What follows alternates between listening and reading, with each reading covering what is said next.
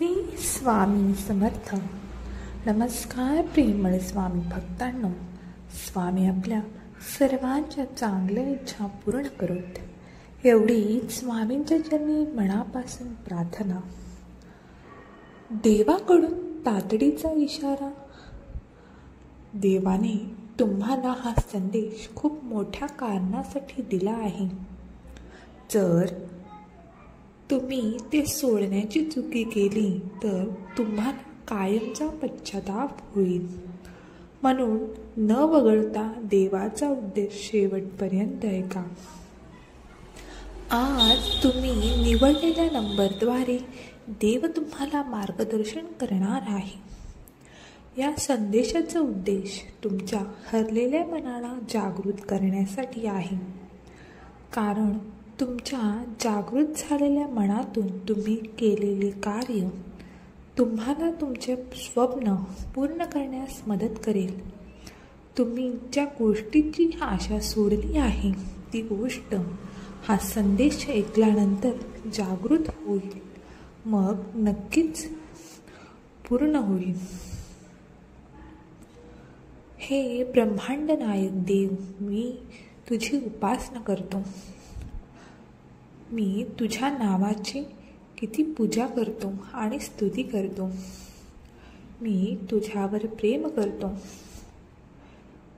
तू कोण आहेस हे मी जाणतो, म्हणून मी तुझे आभार मानतो.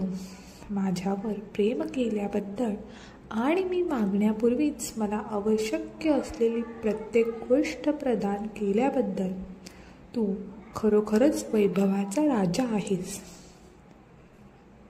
देवा, माझ्या हात असलेल्या सर्व गोष्टींसह मी तुझा आदर करतो.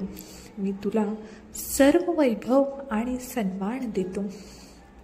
मी माझे जीवन तुझ्या इच्छेला समर्पित करतो. देव म्हणतो, तू ब्रह्मांड नायक आहेस. तू माझा देव आहेस. मला तुझी गरज आहे. मी तुझ्यावर विश्वास ठेवतो आणि हा संदेश इतर लोकांना शेअर करतो. जसे ही तुझी आशीर्वाद मला प्रदान झाले तसे इतरांनाही तुझे आशीर्वाद लाखो अशी माझी इच्छा आहे. आणि मला माहिती आहे मी तुझ्या हातातच सुरक्षित आहे. धन्यवाद.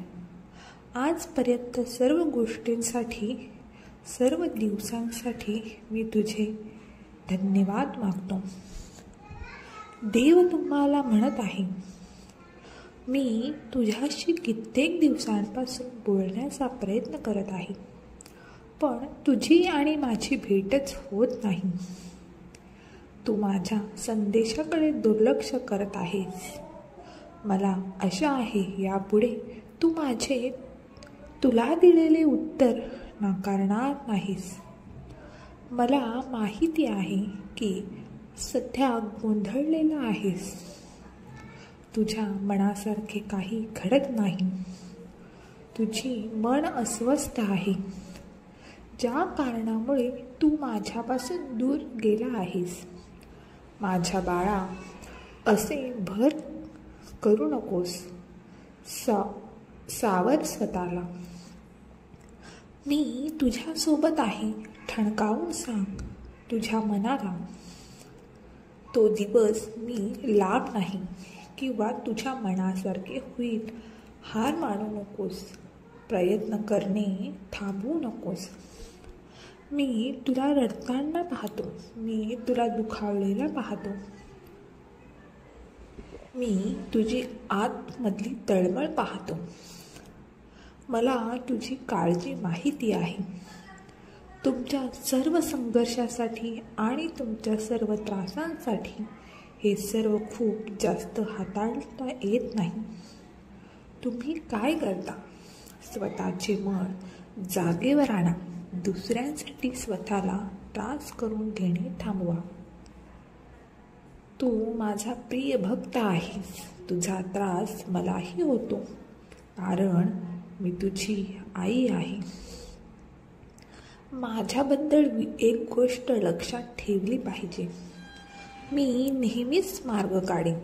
वेदनांमधून मी मार्ग तयार करीन. विश्वास गमावू नका आणि आता हार मानू नका. फक्त जाणून घ्या, मी एक मार्ग तयार करीन. विश्वास असल्यास पौष्टिक करण्यासाठी 1-1-1-1 टाईप करा. वाघ जखमी झाला तरी तो आयुष्याला कंटाळत नाही. तो थांबतो, वेळ जाऊ देतो आणि पुन्हा एकदा बाहेर पडतो, घेऊन ती दहशत आणि तो दरारा. पराभवाने माणूस संपत नाही. प्रयत्न सोडतो तेव्हा तो संपतो.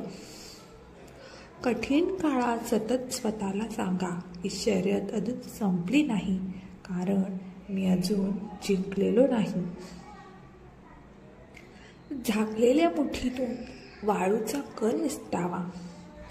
तसं हळूहळू आयुष्य निघून चाललंय आणि तुम्हीच उगाच भ्रमात आहात की तुम्ही वर्षावर्षाने मोठं होत चाललोय. वेळ, तब्येत आणि नाती ह्या अशा 3 गोष्टी आहेत की त्यांना किमतीची लेबल नसते, पण ह्या हरवलेल्या की समजतं त्यांची किंमत मोठी असते. आकाशातून पडणारा पावसाचा थेंब हातावर झेलला तर तो पिण्यायोग्य असतो. तोच गटारात पडला तर मात्र त्याची प्रतिष्ठा इतकी ढासळते की तो पाय धुण्याच्याही लायकीचा राहत नाही. तोच थेंब गरम तव्यावर पडला तर त्याचं अस्तित्वच संपून जाते. तो नष्ट होतो. कमळाच्या पानावर पडला तर तो मोत्यासारखा चमचम करतो आणि शिंपल्यात पडला तर तो प्रत्यक्ष मोतीच बनतो. थेंब तोच, परंतु कुणाच्या सहवासात येणारा नसतो. म्हणूनच माझ्या बाळा, तू ठरव, तुला संगत कोणाची ठेवायची आहे, चांगल्याची की वाईट याची. मग ती संगत माणसाची असो किंवा मनाची, तुलाच हे ठरवायचे. तुला कोणाच्या व्यक्तीसोबत संगत ठेवायची आहे आणि तुझ्या मनामध्ये कुठले विचार आणायचे आहे, कारण जशी संगत तुझ्यासोबत आहे आणि मनामध्ये ठेवशील तसेच परिणाम तुला मिळतील. तुझी ही संगत ही चांगल्या माणसासोबत असायला पाहिजे. धन्यवाद. श्री स्वामी समर्थ. जय जय स्वामी समर्थ.